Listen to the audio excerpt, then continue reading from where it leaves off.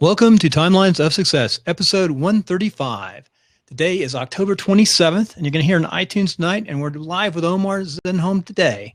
So, Omar, welcome to the show. It's great to be here, Bill. Thanks for having me. I understand this is one of your first podcast / blab podcasts. Is that true? Yeah. Yes, it is. I'm surprised, man. You're down in the world of down in San Diego, where all that tech and all those front-leading folks are. It's hard to keep up, man. It is. So much has changed this year. Well, we all know Omar from the $100 MBA, but I think there's more behind it than the $100 MBA podcast. Heard him there. That's why I think I stumbled into him. I've actually bought his product a year and something ago when it was barely in beta, and it was in ClickBank, I think it started. Is that right? Yeah, back when we were just a little plugin.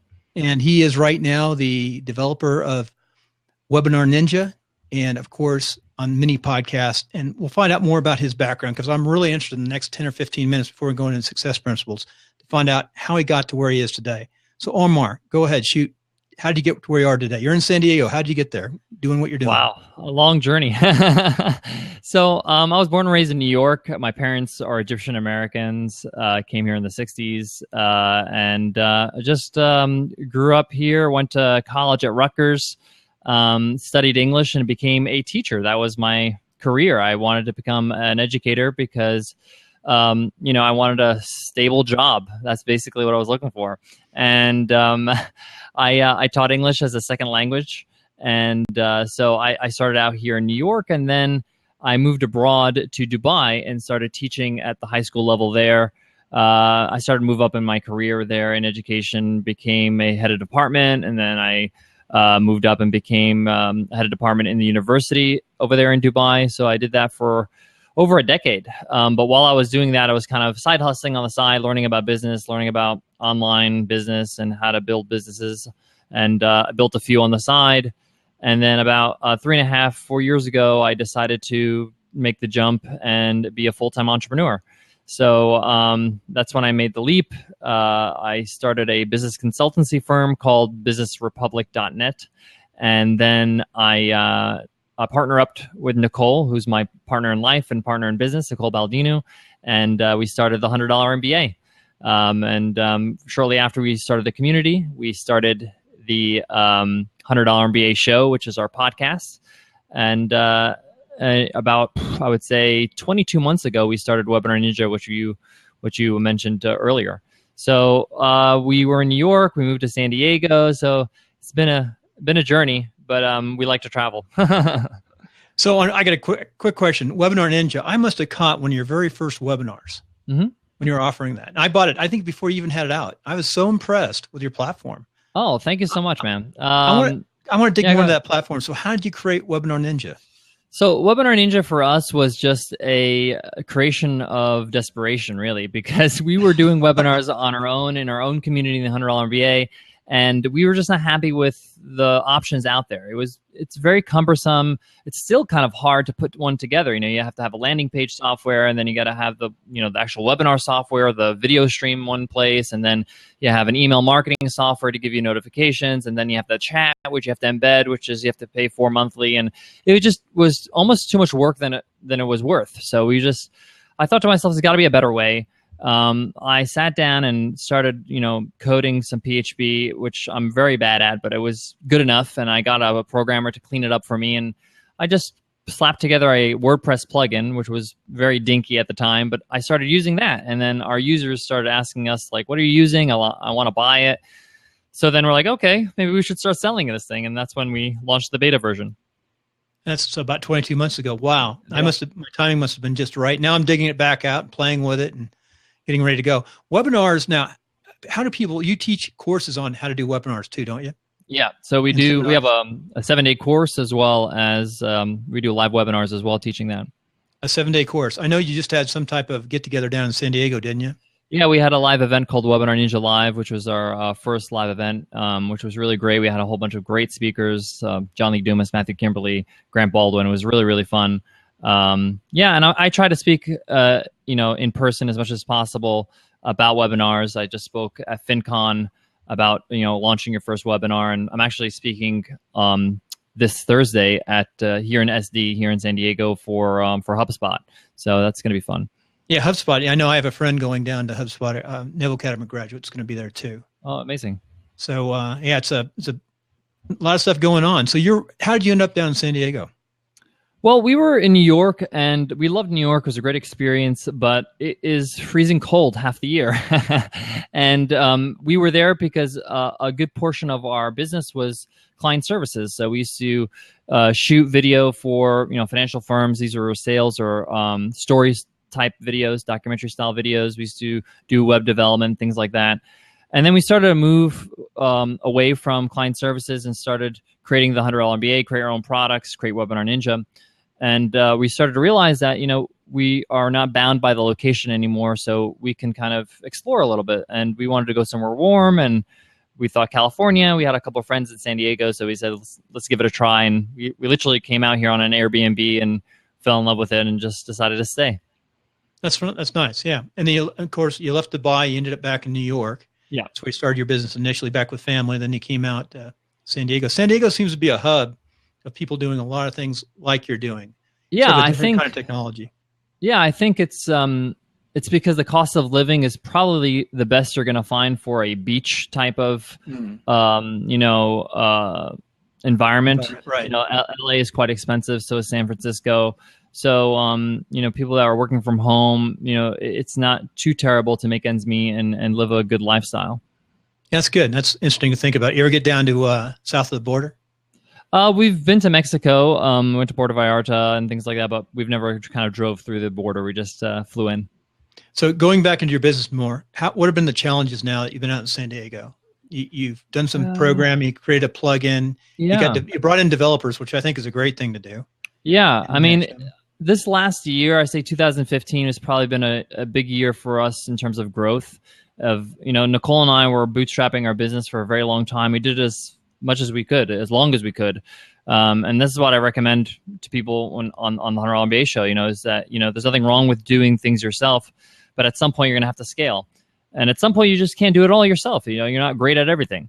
So we started to build out our team, and, we hired our first employee, and then our second, and then our third. And then I built our Webinar Ninja team as well, which includes a project manager as well as a few developers. And we also have our customer service team as well.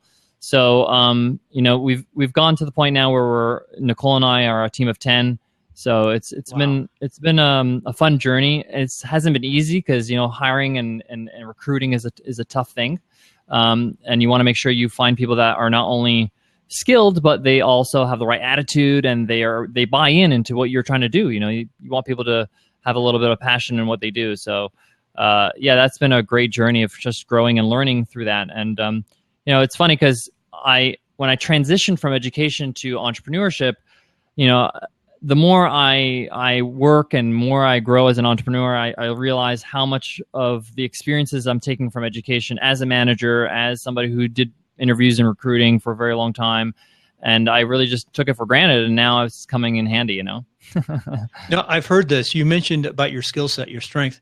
You were an English major. Yeah. I'm an engineer, and West Point grad, an engineer type, and then civil engineer later on, design, build, construction.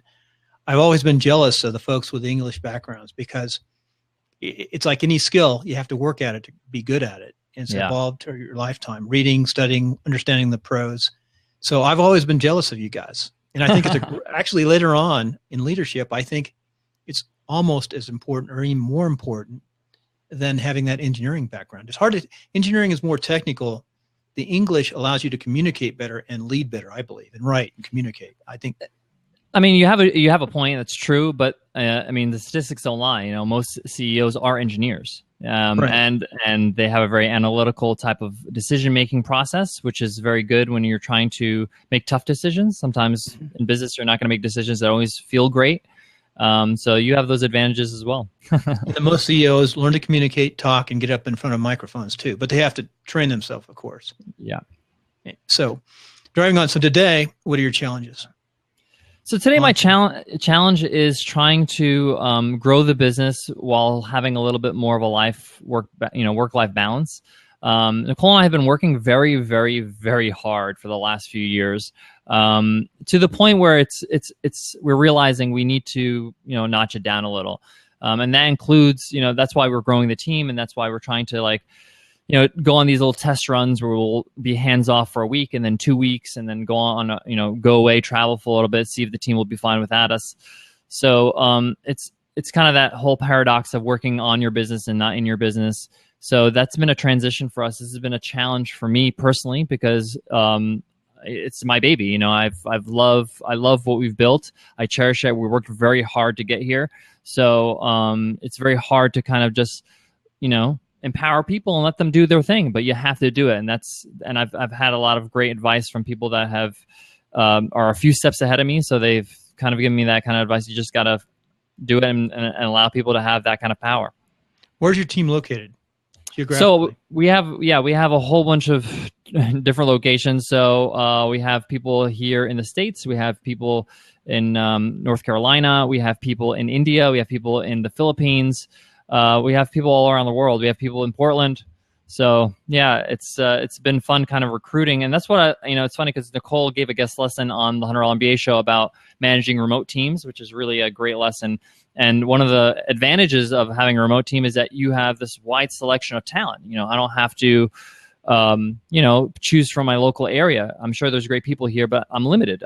And it's not only just about talent. It's also about attitude. It's also about, do we mesh? Do I want to hang out with this person? Is this person that, I want to spend time with? Because I'm going to spend time with this person, even though it's on email or Skype. So I love that fact that our team is completely remote and everybody's kind of empowered to do what they have to do. I mean, we have systems and we have, weekly reports and we have evaluation systems and things like that, which allow people to have a bit of structure in their job. But at the same time, we allow them to kind of have the freedom to do the job they need to do. How many programmers do you have? We have 3. 3. Okay. They're tough to vet, aren't they? Tough to find. Very hard. It took us 4 cycles, and each time we fired 2 or 3. So we found a good team now, which is very fortunate to have them, and we appreciate everything they do. People don't realize how hard it is to create a piece of software. Software is a different beast as a business. I look back at the things I've done. I've sold, clothing. I've sold merchandise. I've done arbitrage. I've done courses. I've done a podcast. I've a sold top-rated sponsorship podcast. Spots. Yeah, I've sold sponsorship spots, but nothing compares to selling software. It's just there's no finish line. You're always going to build. You're always going to improve. You always have room for improvement. And even when you have the perfect piece of software, you have customer service. You got to. It's at the end of the day, people are buying into the experience. Have you gone to a WordCamp yet? Excuse me? Have you gone to WordPress WordCamp yet? No, I haven't. You'd enjoy it. You should go and speak sometime. I should check it out. No, you would. I mean, if you're doing that development, all that type of work. I'm around a lot of folks. I'm not a developer, but I'm around a lot of folks who develop, and I help them out a bit with podcasting. And the trials and tribulations you guys go through and the money you put out, and it's hit or miss, and you get a problem or you get some code issue, and you go, oh my gosh. And then you go through all the process of speeding up, improving your product. You worked a long time to get this up, a couple of years really, and develop. You launched it, a soft launch. You pre-sold it even. Yep. And now it's there, right? Yeah, and it's still growing. It's still developing. I mean, every week we send out an email to our users trying, new updates, new templates, new features. And that's one of the challenges of software because you have a mission as a business, what you're trying to do. And for us, Webinar Ninjas, creating a software that's easy to use and will allow you to create high converting webinars. So they're effective. They're not just any kind of webinar. But for us, it's just also being true to that as well as serving your audience. So sometimes you're going to get feedback from your audience that is not true to your mission. And you're going to have to make tough calls and say, that's just not a priority right now. I have to focus on what's important to what we are trying to accomplish as an organization. We're about to go into success principles, but I want to tell you, Kim Shively is with you right now watching. I think she's at your meetup too. Yeah, she was at Webinar Ninja Live. Hey, Kim. And Kim, hopefully she'll come on at the end here. And she's going to be up. She's actually done her interview for Timelines, and she's going to be up next month because we're talking all about making courses and education and training. Excellent. Next month. So anyway, driving on, we're going to go to the second half now. Well, I thank you for all that information. Omar, hopefully get up to Reno here, buy you a nice steak or a beer or something or coffee, whatever you like, come up and visit. I would. And if you move here, use my wife. She's a real estate broker here in this town. I say this is where you go where there's no taxes. The only negative, is we're like an island. We're not big like San Diego, only a few 100,000 people where we are in Reno. And we have to drive like a couple hours to Sacramento, but we've got a great airport and a lot of tourists come here and there's no income tax. So it's not a bad place if you're going to have a remote business. So that said, we're going to go on to the fun part of this show. By the way, on your podcast, as I line this up, you've had a couple of podcasts. Didn't you start with an interview show, like even before John Lee Dumas? No, actually, it was after John's, but I had a podcast called People Who Know Their SHIT. It was Nicole and I actually. We were co-hosts. That one. And it was a great experiment, let's say. But I have to say that it without that failure, without that poor podcast, there would be no $100 MBA show, because we learned so many hard lessons and allow us to look in the mirror and say, this is what we actually need to do. That's a short daily show, the $100 MBA, right? Sure. Yeah, it's a 10-minute daily business lesson. And we do it every day, 7 days a week. One of the highlights of my day. I love it. Okay, you've got your branding, I see. I want to make sure my branding, I got to improve in this branding a little bit. Yeah, it's a good show. I listen to it, bits and pieces. It's short. I normally listen to podcasts when I run or work out. So it's short. So I get to here and there, we have binge listeners. It's all good. Yeah, binging is good. So let's go on. So driving on, we're going to talk about your success principles. I'm going to read them out, then we're going to go back and talk about them, and that'll be the show. This is my favorite part because it brings up thoughts and ideas, and sort of we wander around. So here they are. I'm going to name them off. 1, consistency. 2, know your strengths. 3, desire to improve. 4, understand that you don't work in a bubble. 5 is being grateful of what you've done. 6 is know your weaknesses, and 7 is have a long-term view. So Omar, let's go back to consistency. Number 1, consistency. What's that mean? For me, consistency is key. Like, there's no way you can do anything without being consistent at it. I believe if you can build a business that's effective a lot faster if you dedicated 2 hours a day every single day for the next 3 months. That's the hardest part of hard work, is staying consistent, whether it's exercise or if it's building a house or if it's, learning how to code, whatever it is. It's that consistency that makes it hard. And that's what builds, great businesses, is people that are consistent, or a great podcast or a great show or whatever you're doing. You can go hard for a week and say, I have a week off from work, or I have a week off and I'm just going to, build my business and work as hard as I can in a week. And then if you let it go, after that for a week or two, you're going to have to restart again. You forgot what you've done. It's hard to kind of pick up where you left off if there is no momentum. Momentum is so important when you're building anything.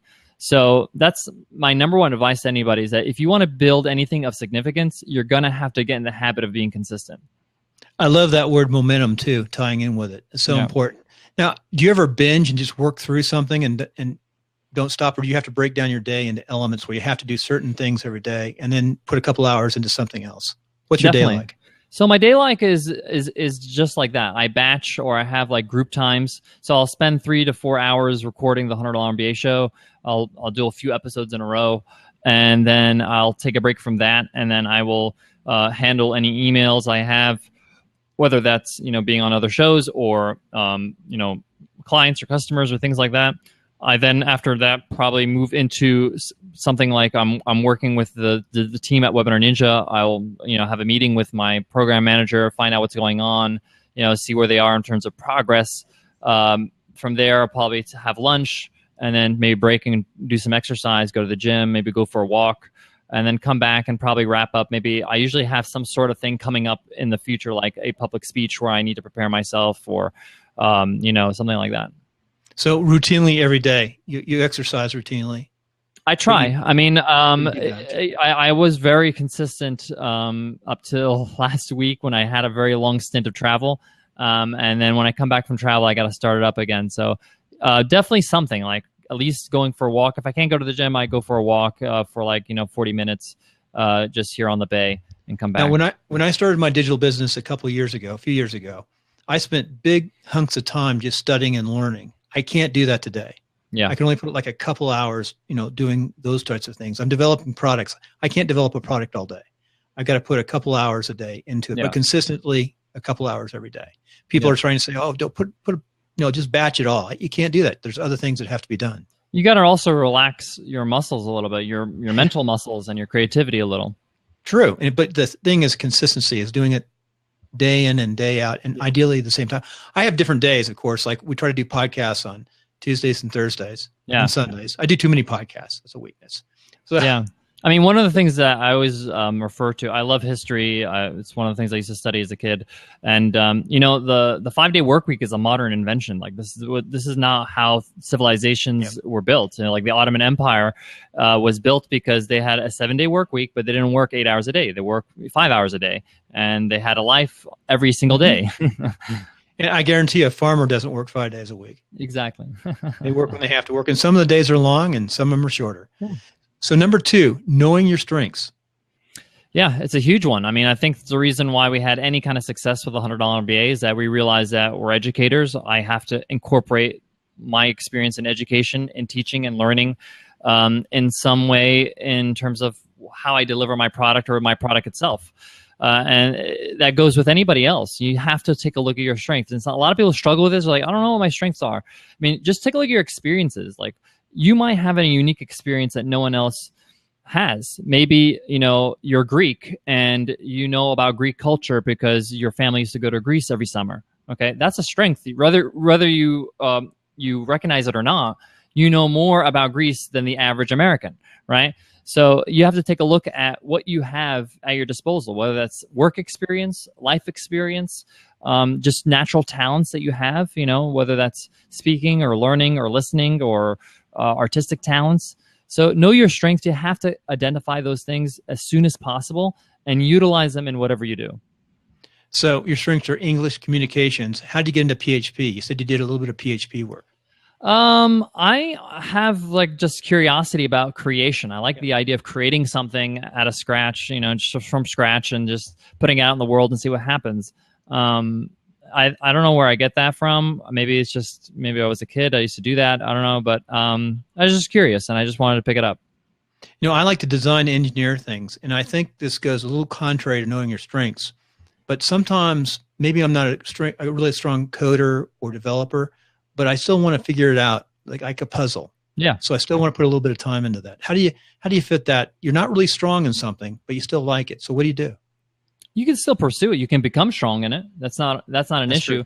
Or you can pursue it, but it doesn't have to be part of your business. Like if your strength, it could be a hobby, or you can not just, until you get to that place where you're on a track to be a master at it, then okay, yes, maybe you can think of a way to incorporate it in your business but a lot of people when they get started, they have a long career in programming or creating, software, and then you ask them, okay, you want to be an entrepreneur. What do you want to do? I want to be a life coach. Why? You have this great experience of being you can write an ebook about how to create a SaaS product. There's so many online entrepreneurs who would love to read that.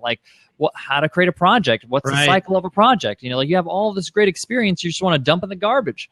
So for me, I just feel like that's an asset you need to utilize. I mean, business is tough. You got to use every strength as possible, at your disposal. Just use it as much as you can. So for the listener out there, SaaS is software as a service. Now, is yours a SaaS or would you classify yours as a SaaS? Is it you don't have any annual payments or monthly payments or anything? Well, you actually got in really early, so you have the lifetime. Okay. But now good deal. Yeah, so now we have the monthly and the annual, so we are a SaaS. Yeah, I'll give you a lifetime to my $10 a month. I love it. My digital product, how to take a podcast, how to take a blab I am and turn into a podcast. I can't wait to see it. It's too easy. I was going to ask you for advice. Remind me to ask you some advice at the end about pricing, because I think you just recently talked about pricing. Sure. So driving on number 3, desire to improve. Yeah, I think that you need to have this kind of concept. I really believe in having a mentality of I want to be a master at something. If you look at anybody who's the best at anything, you look at Michael Phelps, you look at Kobe Bryant, you look at like Mozart, for example. Mozart, I'm sure, was horrible at other things, but he had this commitment to be, good at something, keep on improving at something. I see work or business or anything, it's almost like a martial art. If anybody studies martial arts, I've never studied martial arts, I've dabbled in it, But if anybody I know that's in martial arts, it's this idea of I'm on this path of mastery. I want to get better every time I hit the mat. Every time I spar, I want to get better. So I think that mentality has to be there if you want to be successful at business. You have to feel like, I'm launching a new product. I don't know if it's going to be pricing. The pricing is going to be great. I don't know if it's going to sell out or my launch is going to go well, but I'm going to give it all I can, and I'm going to improve the next time around. Like, this is not the end all and be all. Like tomorrow, there's always tomorrow to get better. By the way, we talked earlier about having a hobby. Mm-hmm. When you're a solopreneur, entrepreneur, and especially when you're starting getting that momentum, don't worry about your hobby. Yeah, that's true. If you have a job, maybe you can have a hobby, but your full-time job as an entrepreneur is being an entrepreneur. It's a lifestyle. Yeah. 7 days a week. And at night. It's like 3:00 in the morning when you wake up. Yeah. A lot of people ask me, like, when you're on vacation, do you and Nicole talk about business or you shut off? It's like, I can't help. I mean, I'm not going to just pretend that my business doesn't exist all of a sudden. Yeah. Okay. Number 4, understanding that you don't work in a bubble. Yeah. So I also call this don't be a lone wolf. So I was a lone wolf for a very long time before I teamed up with Nicole, building businesses on the side. And it's this idea of I can do this alone. I can make it happen alone. All the glory on the mountaintop by myself. We all think we're Rocky. But Rocky didn't do it alone. He had Mick. And then later on he had, Apollo Creed to train him. And he had a whole team behind him, right? So you just can't do it alone. You have to start thinking about how you can get help from outside your own circle. And even if you're just getting started and you're not hiring new people and you're not growing your team, that's fine. You can get advice. You can become friends with people in your industry. You can start networking and understand exactly like what it takes to be successful. Find somebody who's a few steps ahead of you in what you want to do, and just hit them up and say, hey, listen, I really appreciate what you do. I respect what you do. I want to be where you are right now in a couple of years. What can I do to help out you? Well, can I volunteer and be your apprentice in business? Can I proofread or edit your blog or your podcast or whatever? And, that person will happily, spend an hour with you every month and give you a little coaching session or help you out and give you a little bit of guidance.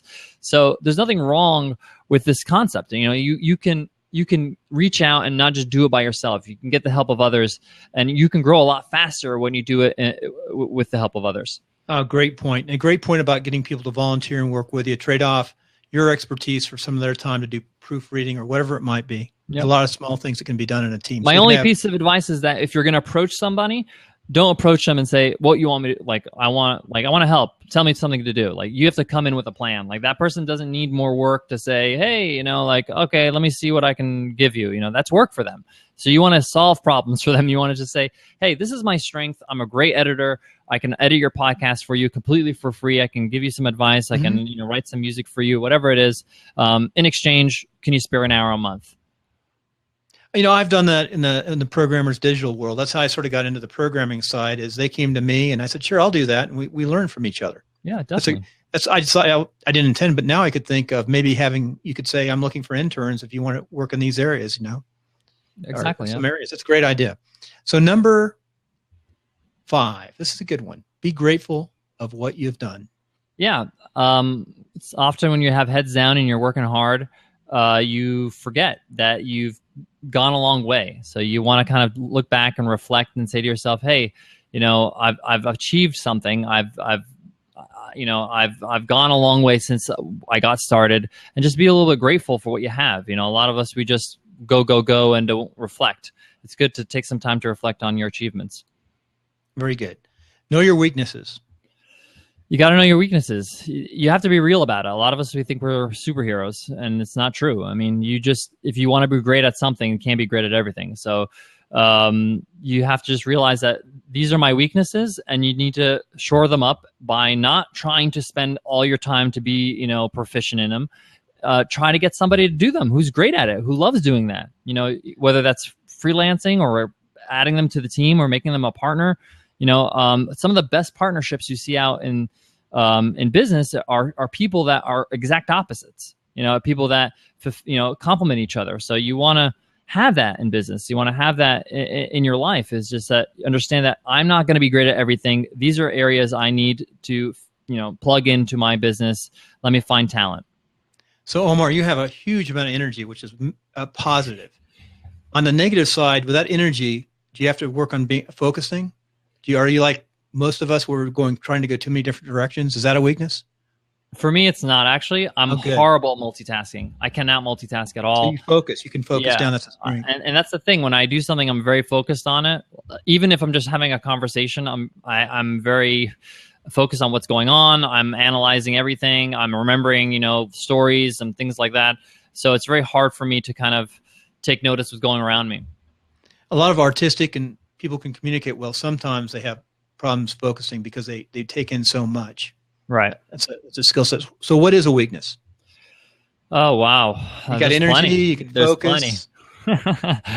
So probably one of my biggest weaknesses is working on my patience. Like I have very high expectations for myself, and therefore I enforce the same expectations on other people. I can't expect everybody to be like me or have the same expectations. I have the same priorities. I mean, I don't want to sound like I'm high and mighty. There's people that just have different priorities. Certain things are just not as important to them as it is to me.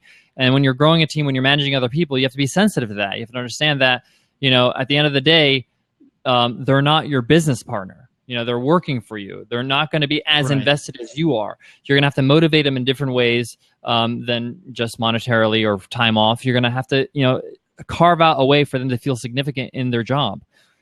So that's kind of I'm working on that, making sure that people understand, I understand, and I'm compassionate enough to understand that, not everybody's going to think like me or have the same kind of expectations or goals or priorities.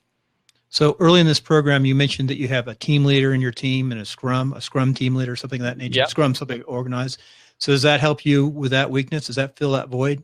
Definitely. Because, to be quite honest, I talk to the developers here and there, but most of the time I'm talking to Robert, who's our project manager, and he understands who I am. He understands my expectations. He's kind of my firewall. He takes all the things that we need to do and he translates it to the team most of the time and gets them to do the jobs. He knows the strengths and weaknesses of all our developers, and he works with them. So for me, it's understanding my nature and understanding what do I need in order, a lot of people don't have a project manager. They just work directly with their developers. And for me, it's essential. And number 7, have a long-term view. Very huge. This is a long road. If you're going to build something of significance, it's going to take some time. And it doesn't mean that you can't. And money. And it doesn't mean that you can't be successful, have a measure of success in a matter of, a few months or a year. And when I say measure of success, that could just be being able to pay your expenses and being able to, sustain your lifestyle. And for all intents and purposes, I think that is success. I think that you're getting to do what you want to do on your own terms. And at the same time, you get to, pay your bills, which is great. So I would definitely have this mentality that, I have time. I don't have to, be great right now. A lot of us, when we think of our business, we think of version 10 when we really just need to think of version 1 right now. And then what's version 2? And then what's 2.5? And then what's 3?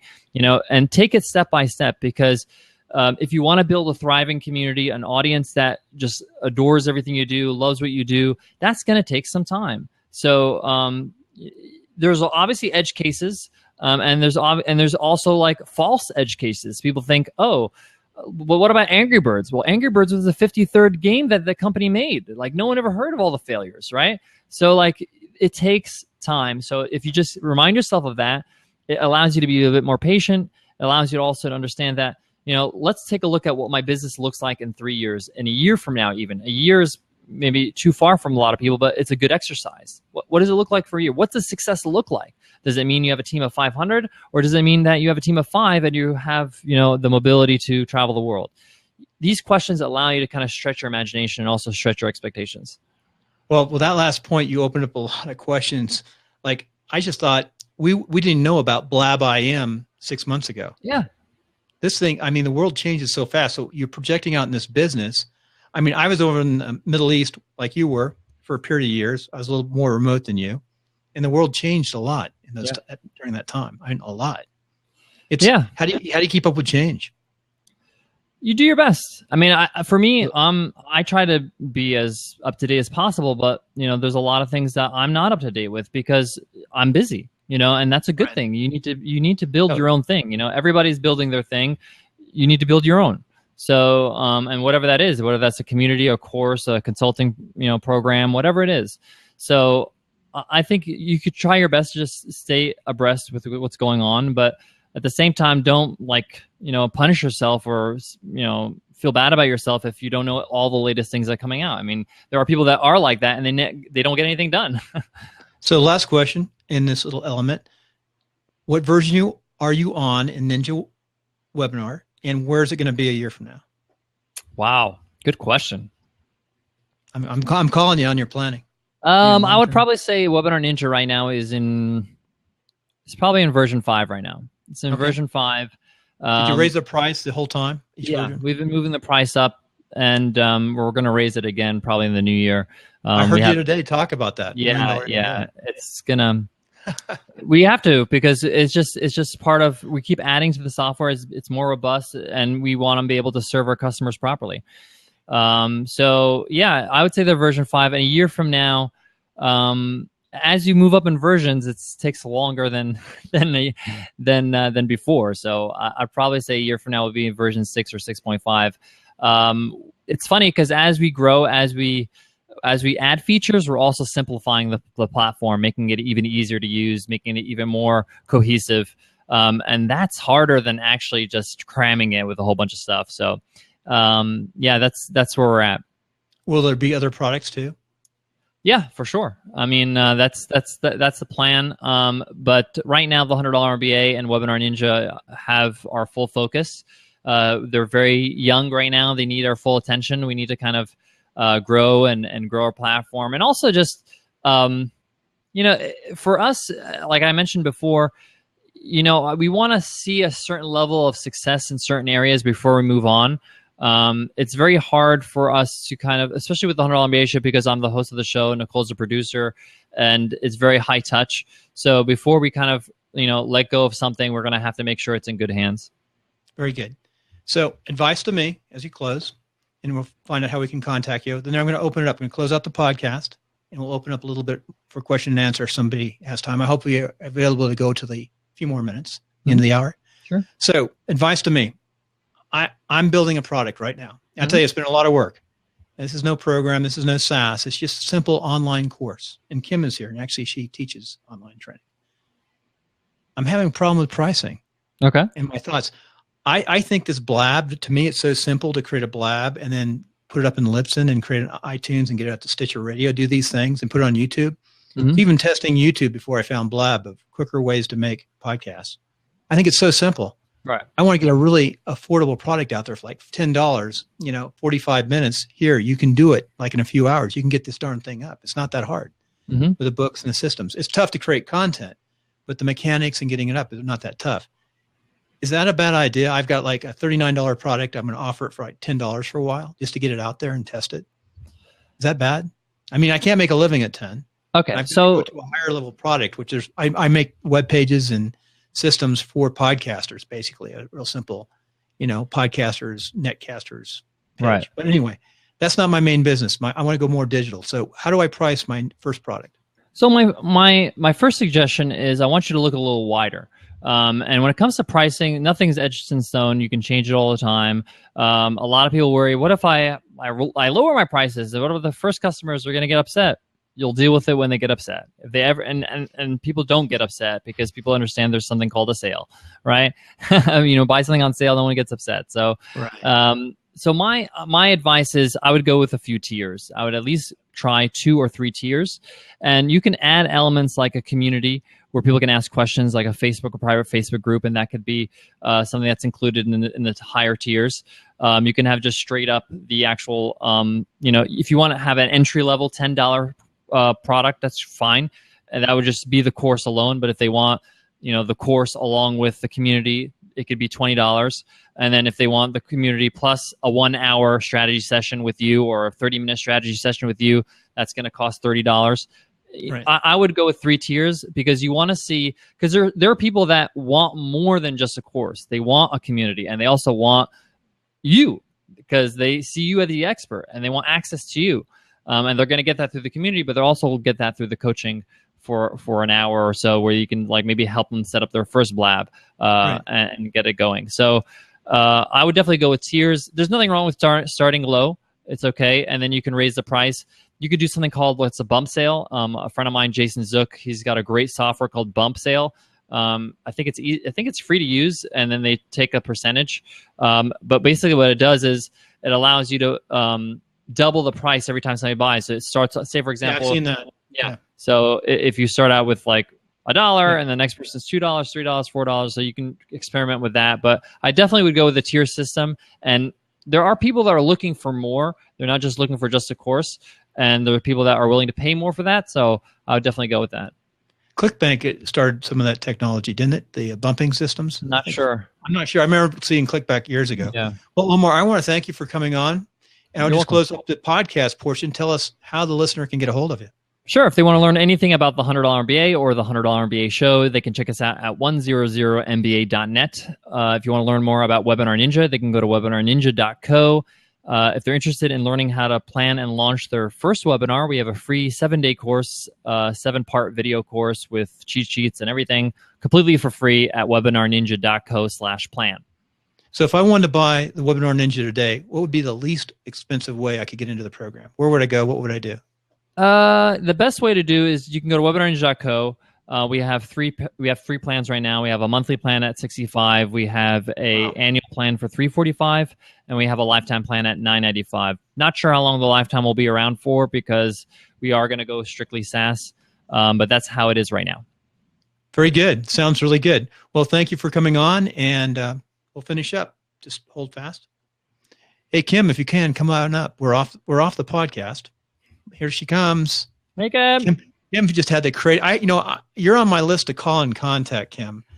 We had a crazy podcast. Yes, we did. I think we need to redo the second half. Omar was so happy when he told me, he's like, I'm going to interview Omar Zenhom. Do you know him? Oh, yeah, I know him. I love those guys. I love Webinar Ninja. I just got back from Webinar Ninja Live. Yeah. So I was so excited. And but yes, we had a wild interview with Bill because I had been so Bill and I met because I spoke at WordCamp Las Vegas. Mm-hmm. And it was because I was at that WordCamp that I actually made the effort to come to San Diego. Because originally I was thinking from Florida to San Diego, I wasn't going to come, but I was already in Las Vegas, right?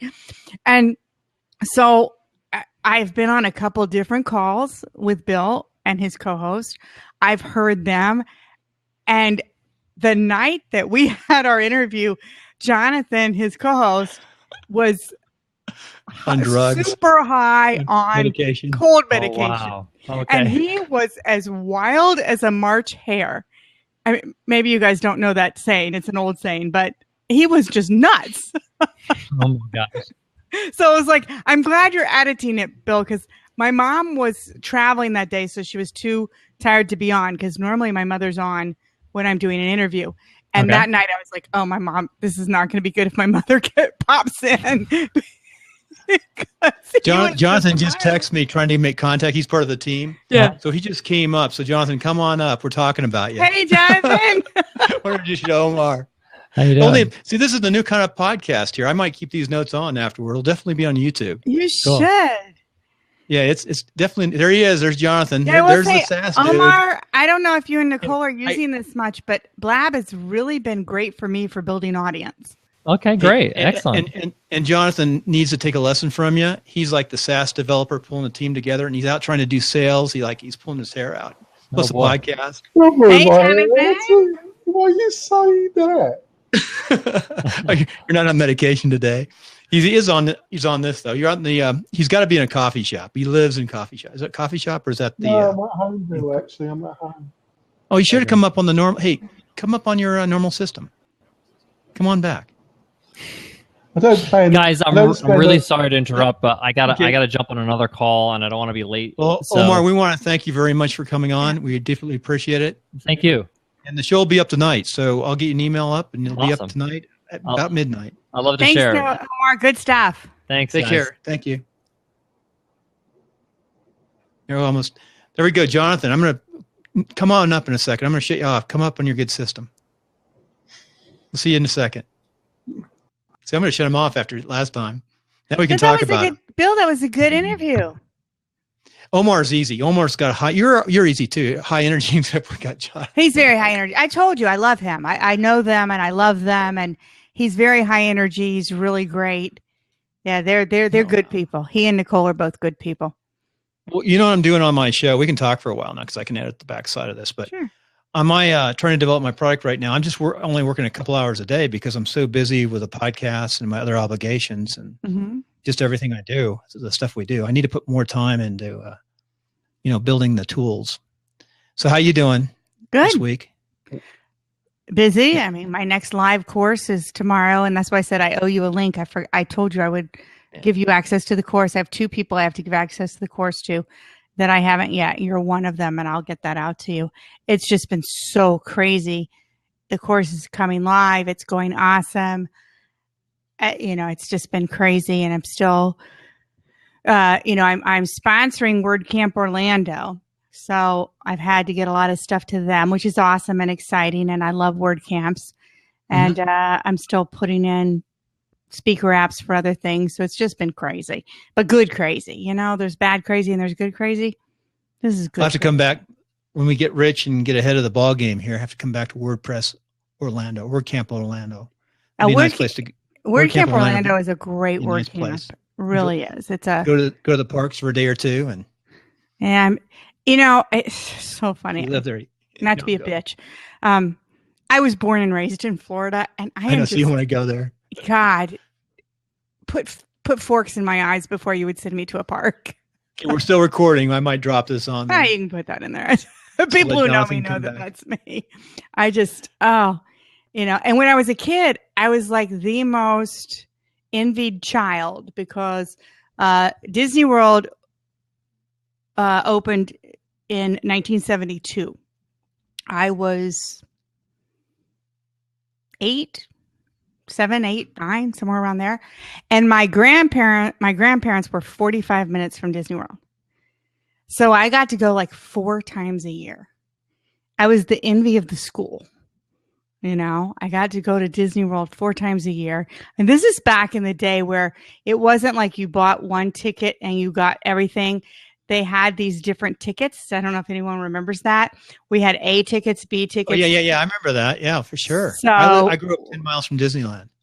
So, they had that in California. They had the same thing. Yeah, in 1957, 58, that's where it all started, Disneyland. Yeah. Disneyland was the original. Orange County, California. Yeah, Florida's the new ones. I have been to Anaheim, the one in California. It's in Anaheim, isn't it? Right, Anaheim. Yeah. Up Harbor Boulevard. I've been there. Jonathan didn't come back. He cut out there.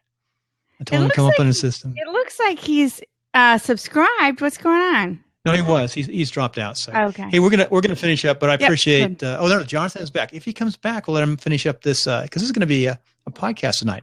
I'll probably leave this on in notes after the show, the after the show discussion. So we'll see if he comes. You should do that as a you know how a lot of podcasters do it, where they do a partial show and then an after show, and then the after show is you have to pay for it. It's a monetization strategy. I've heard of that. I've never seen anybody do that. Mike Vardy does it very well. So what did you think of the interview? What did you like most about Omar in his interview today? Well, I just adore him anyway.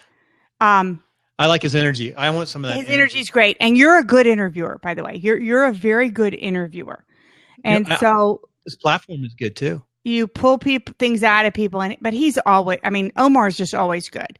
But you were bringing some things out of him and asking him about history and different things and getting him going on, the timeline and the different things. You're just good at that. And so I loved that. What was funny was that they kept striking me, and it's not, you just weren't there. When John Lee Dumas did his stage presentation at Podcast Movement, he tells this story about this couple and how their podcast isn't doing well and this and that. And then they rescope. He works with them. They rescope. They change things. And it's Omar. It's Omar's story. It's when Omar had the people who know their shit. Yeah, you can't say, Right. He and Nicole both were on camera in that podcast, and it just wasn't going well. They didn't do it well. It just really wasn't going well. And they reached out to John Lee Dumas, and he somehow hooks up to help them. And he goes to see them, and he's like, well, first of all, this Omar guy is great. I mean, he's good camera presence. He's got a great voice. Mm-hmm. But Nicole wasn't comfortable in front of the camera. So they restructured things. She is an awesome producer. She does all the back end production. She does camera work. I've seen her. I mean, she's amazing. Right. So he does the front end, and it was just a beautiful relaunch for them. And then they end up in New and Noteworthy. They won one of the iTunes awards for business. Like, how cool is that? So it was really cool. It was cool that John. They've done really well. They've got a home run with that $100 MBA program, the podcast, a short podcast. They have a lot of marketing on both sides. I meant to ask him a little bit more about his marketing. They do, and it's a good podcast. And he's been able to reach out. Like Michael Port's been on it. John Lee Dumas is on. He's had some big names interact with him. He's really done a good job. Warning. Yeah. Should we let him on? Yeah, let him on. See if he's stoned. Hi, no cussing. Jonathan. He's got his mic up too. Yes, I've got my mic. Cool. And the sound is perfect today. Are we sober today, Jonathan? Well, sober from medication. Well, I did have the enjoyment of it being whiskey. It was just. Well, you weren't drinking that day, were you? No, it was cold medicine, wasn't it? And the cold medicine, yeah, a lot of cold medicine will kick your butt. It was definitely a different show. You were like, whoa! I'm just like, I haven't edited that yet, and I like to edit right away. Okay, this is the after the show, so you get all the sound effects. Not a lot of editing here. No. No cussing, because we want to keep this G. Keep it G-rated. Yes. No, keep it G-rated, Jonathan. Gosh darn it! Now I got a 5. I'm in the timeline here. 5 of. Keep it G-rated, Jonathan. And now I got to go clean that up. It's like a seed out. It's like a seed out of Harvard's head. Keep it G-rated. Oh my! So too bad I can't break the tracks up. I can. Well, I can actually break this up. Right, hey, did you get my gold star that I sent to you? No, I didn't see a reply. No, I didn't get a reply. I'll send it again. I sent you remember how we were joking that night about how Americans love their gold stars? Oh, they love them, don't they? So I customized one for you the next day and tweeted it out to you. So you didn't get it. I'll tweet it back. Twitter enough.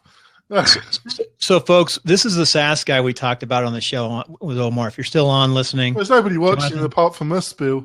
But we haven't. We had 21. We had a bunch of folks. We had good people. But it really depends on your title. These are interviews, so I go like it's 135. Omar Zenhom, $100 MBA. Hey, that's 21 people that got to be familiar with the show, timelines or podcasting. Right, Kim. And we'll come to the website. So, Kim, do you want to join us on 6:00 Pacific Standard Time for WP Tonic panel? When is that? This Thursday. Thursday, 6:00 Pacific time. I know she goes to bed early. I do, but I can probably try that. Yeah. Hold on. Let me get my calendar. That'd be perfect. It's the once a month we have all of the top people across the country from WordCamps. The WordCamp people running WordCamp come on the show, and a few others. It's Rebecca Gills of Web Savvy Marketing will be our very, very special guest. Do you know Rebecca? Him? I don't think so. I don't think I know her. Yeah, she's pretty well known in the WordPress community. Charming. There are so many people I don't know in this community. It's a small community, though. It's a very small community. You get to know folks. Because he's an Adam, Moulton, can't be bothered. Maybe it's a West Coast, East Coast. Morton's not going to come on? He hasn't replied to me. I'm going to email him. Well, wait a second. Next month, if we're talking about training, online training, so Morton's got to come on next month. Yeah, I promised that's going to be that's yours, Kim. Yeah, you'll be featured next month. I promised you I would be there in November, but if you want me on this week, I'll aim to jump on too. At least watch. Yeah, if you want to, just come on. You don't have to stay for the whole. We're not very dictatorial, apart from Bill. All he wants a good sound, nice sound. The army kind of seeps out of him. Move. I go back and starts barking his orders at me like I was a freaking lieutenant or so. I like that. Second lieutenant. So Yeah. you No, know. we'll I'll look at jumping on Thursday. I know you said November, Bill. I'll definitely be there for that. Well, that's And the then, big one. That's your show, yeah. But I'll look at jumping on this week too. Yeah, you can do. You know. We're gonna do a blab at 4:00 as well. So make your mind. You know, you can choose which one you want to. Oh, what's the 4:00 one? We're just gonna do a general discussion on speed. Yeah, but it's not. It's going to be recorded just for Blab Yeah. because we want it to be every Thursday. But the recorded show for WP Tonic, the podcast for that week, every week we have a podcast. So they might be Blab. We do about 2 other shows. We do politics. I do politics. He's on once in a while. Right. I saw your note come across on Sunday, but I was getting Michael out the door to go out of town. It was just like I wasn't able to sit down and think. Yeah, what's nice about that, I get to stay quasi-neutral while everyone else beats on each other after me. Doesn't stop Bill, Kim. Yeah, that would be me. I would stay neutral. I don't do politic fights.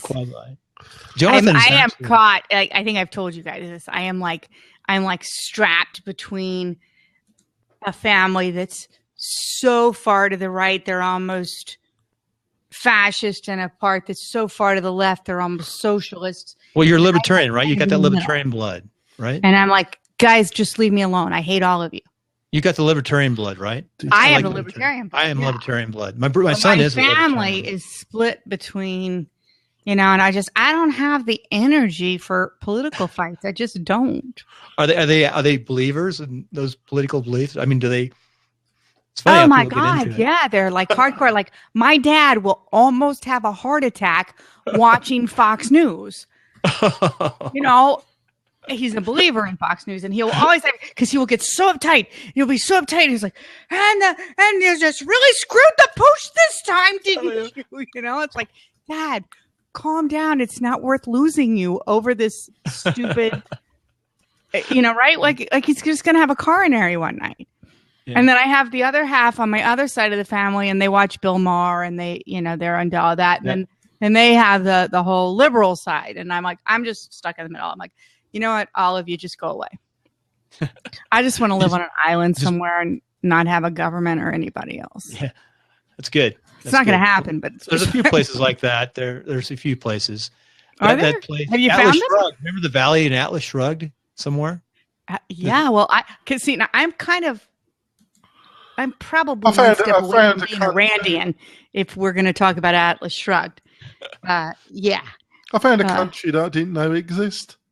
What was that? I can't remember the name. It's near Eritrea and Ethiopia. The reason why it's in the news, the Americans found it. You're putting your frigging drones on there.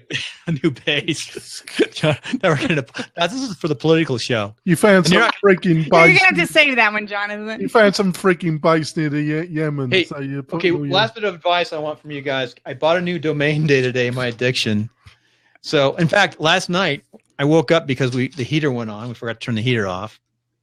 And it went on. So I woke up in the middle of the night. And then I stayed up and I thought about domain names. So I've got a new domain name. What do you guys think? Now, I think it was too long for the new show. We have a new podcast. It's Meet the Press. It's live right after Meet the Press on Sundays, 9:30 Pacific. And we invite different people on the panel. But we had the first name we had, and I actually bought it and I couldn't give it back, was Meet the People's Press. So the new one I've got is... if you know these kids, Meet the People's Press sounds really socialist to me. Yeah. But here's the. What's wrong with that? My new one is. Yeah, I agree. But we do have a mix of people. So the new one is. Are you against socialists, then, Kim? Meetthevoter.com. Well, I suppose you think socialists are communists. Jonathan, you're like drooling, man. What's going on? No, Jonathan, I actually understand the difference between socialism and communism. But remember, I just said I'm a Randian. Yeah, I like that. That's more like me. You don't believe it. And you're drooling, so stop. Jonathan, the drugs are wearing off, and this was left over. I might be able to start a comedy show with that last interview we did. I think if you take that and do like a Mashable of it, you could get an absolute comedy show out of that. Yeah. If people are listening to this on iTunes at the end, because I'll leave this on, they're going to go, well, I got to go start watching this. I don't know. I just don't get it, Kim. Either that or they're going to turn us off completely. What was so cute was my friend Dagmar was in our chat that night. she'd never been on a blab before, and I'd been bothering her to be on a blab, and my mother had been bothering her to be on a blab. But the good news is she's German.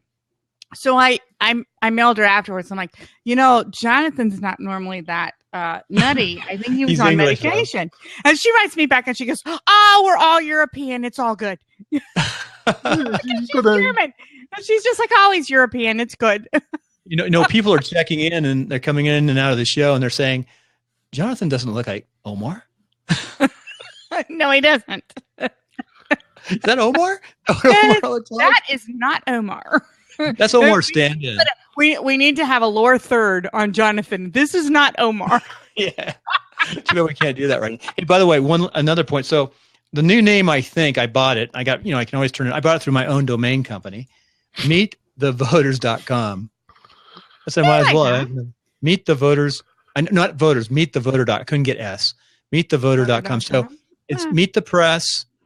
So the show is Meet the Press. Jonathan disappeared again. Yeah, meetthevoter.com. He's still there. Oh, he's coming back. Who knows what he did? I like meetthevoter.com. You can just kind of. It's shorter. It's easier. Meetthevoter.com. So after Meet the Press, come on over and listen to meetthevoter.com. And just remember, voters are stupid sometimes.